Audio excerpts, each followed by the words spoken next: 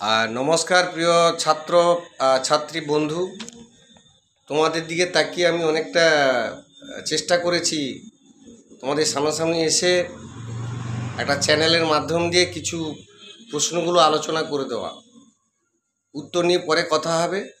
প্রশ্নগুলো যেগুলো হবে একদম কী বলা যেতে পারে অধ্যায়ভিত্তিক, তার উপরেই প্রশ্ন আলোচনা। তো প্রশ্নটা যে ধরনের হয়ে থাকে সেটা হলো এক কথায় উত্তর দাও, তারপরে বেমানান, ক স্তম্ভ খ স্তম্ভ কিংবা ডান বাম মেলানো, শূন্যস্থান পূরণ করা কিংবা সঠিকটা বেছে নিয়ে লেখা।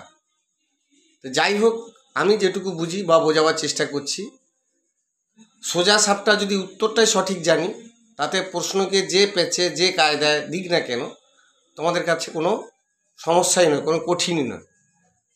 এক কথায় উত্তরটাকেই সঠিকভাবেই আমরা জানি, তাতে শূন্যস্থান দিক, বেমানান দিক, সঠিকটা বেছে নিয়ে লিখো, মেলানো, কোনো সমস্যা না। তো তোমাদের এবার পরীক্ষাটা হবে 3টা অধ্যায়ের উপরে। ভারতীয় উপমহাদেশের প্রধান উপাদানের ধারা, খ্রিস্টপূর্ব 6ষ্ঠ শতকের ভারতীয় উপমহাদেশের, আর পরেরটা হবে 6 নম্বর সাম্রাজ্য বিস্তার ও শাসন। এইগুলো মোটামুটি তোমাদের সিলেবাস। 50 নম্বরের পরীক্ষা। সময়টা সম্ভবত 1 ঘন্টা 40 মিনিট এবং পরীক্ষা হবে আগামী আগস্ট মাসে। তারিখটা এখন বলবো না। তো আপাতত আজকে একটা অধ্যায়ের উপরে আমি প্রশ্নগুলো আলোচনা করার চেষ্টা করছি। কিটা না, ভারতীয় উপমহাদেশের প্রাচীন ইতিহাসের ধারা। সংহিতা বলতে কি বোঝো? সংহিতা বলতে কি বোঝো? পরবর্তী বৈদিক যুগে বসতিমূলক কোন অঞ্চলকে কেন্দ্র করে গড়ে উঠেছিল? বৈদিক অর্থনীতি থেকে কোন কোন পেশার কথা জানতে পারা যায়? বৈদিক অর্থনীতি থেকে কোন কোন পেশার কথা জানতে পারা যায়? বৈদিক রাজনীতিতে রাজার ভূমিকা কি ছিল? চতুর্বর্ণ প্রথা কি? চতুর্বর্ণ প্রথা কি? সভা ও সমিতি কি? মানুষ লোহার সন্ধান কিভাবে পেয়েছিল? বিদ শব্দের অর্থ কি? আদি বৈদিক মানুষের বাসস্থান কোন অঞ্চলে ছিল? ঋক, সাম, যদু, অথর্ব এই 4টি হলো কি? ড্যাশ ড্যাশই থাকে কি? বেদ হবে উত্তরটা।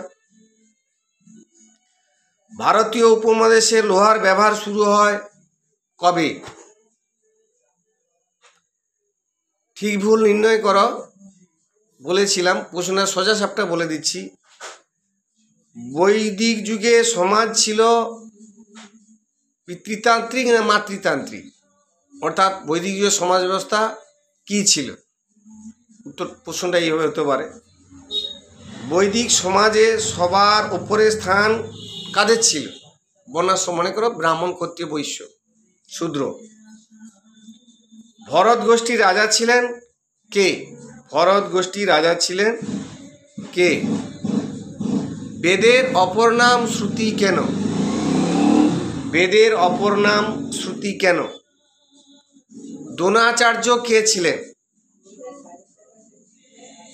মহাজনপদ কাকে বলা হয়? আমি যেটা বললাম, খ্রিস্টপূর্ব 6ষ্ঠ শতকে ভারতীয় উপমহাদেশ, অর্থাৎ 5ম অধ্যায়। কি বললাম? মহাজনপদ কি? নব্যধর্ম আন্দোলন বলতে কি বোঝো? দুটি গণরাজ্যের নাম লিখো। জনপদগুলির মধ্যে কোন জনপদ শক্তিশালী হয়ে উঠেছিল?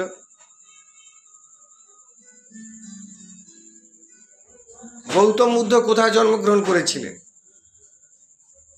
বজ্জীদের রাজধানী কোথায় ছিল?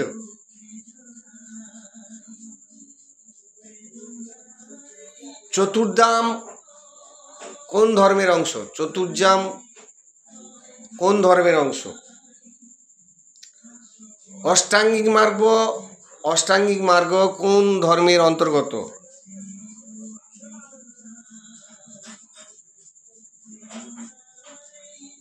বৌদ্ধ ধর্মের প্রধান গ্রন্থ কি? অর্থাৎ বৌদ্ধদের ধর্মগ্রন্থের নাম কি? বেশিরভাগ মহাজনপদ গড়ে উঠেছিল ড্যাশ উপত্যকাকে কেন্দ্র করে। বেশিরভাগ মহাজনপদগুলি গড়ে উঠেছিল কোন উপত্যকাকে কেন্দ্র করে? সব 1 নম্বরই বলে দিচ্ছি, 3টা অধ্যায়ের উপরে যেগুলো সম্ভাব্য। সাম্রাজ্য বিস্তার ও শাসন, সাম্রাজ্য বিস্তার ও শাসনের উপরে যেটা বলতে চাইছি,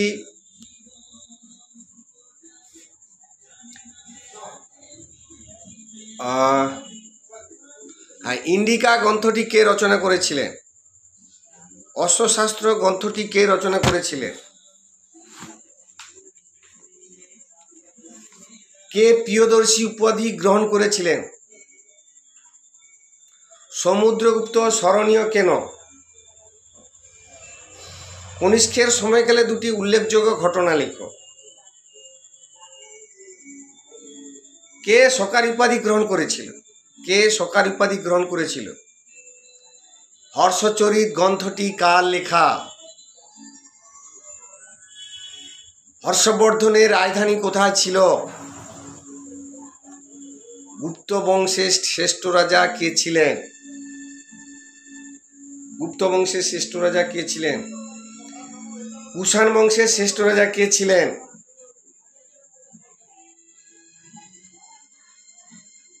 সম্রাট অশোকের পিতার নাম কি ছিল? মৌর্য সাম্রাজ্যের প্রতিষ্ঠাতা কে ছিলেন? কোন বছর থেকে শকাব্দ গণনা করা হয়? কোন বছর থেকে শকাব্দ গণনা করা হয়?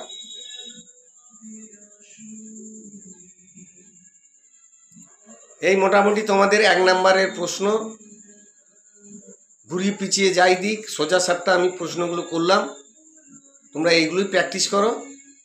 সে একই কথা বলবো, যে স্যার ম্যাডাম যেভাবেই প্রশ্ন করুন না কেন, আমি তোমাদের সামনে তুলে ধরলাম, এই ধরনের প্রশ্ন হবে। তো প্রশ্নটা ভ্যারাইটিস হবে। কি বললাম? বেমানান বেছে লিখো, বেমানানটা বেছে লিখতে হবে। এক কথা উত্তর দাও, সঠিকটা খুঁজে নিয়ে লিখো। একই টাইপের ছক কষা থাকবে, ক বা খ বা ডান বা বাম স্তম্ভ মেলানো আর শূন্যস্থান পূরণ। তো স্বাভাবিকভাবে 1 নম্বরের প্রশ্নগুলো মোটামুটি করলাম তোমাদের সামনে। তোমরা একটু প্র্যাকটিস করো, প্র্যাকটিস করলে তোমরা অনেকটাই সহজলভ্য হয়ে উঠবে, কোনো অসুবিধা হবে না। আমি তোমাদের সঙ্গে আছি, লাস্ট মিনিট সাজেশন নিয়ে আবার আলোচনা করব। আয়ুর বসস্তি কে রচনা করেছিল?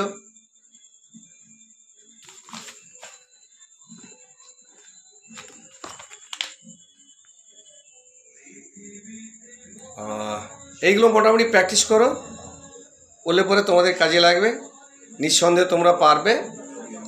1 নম্বরে প্রায় 25 নম্বরের প্রশ্ন থাকবে, মানে ওই ভ্যারাইটিজ প্রশ্নের উপরে 25 সলিড পাওয়া যাবে, এ বিষয়ে কোনো সন্দেহ নেই। আমি যেগুলো বললাম ওর মধ্যেই থাকবে।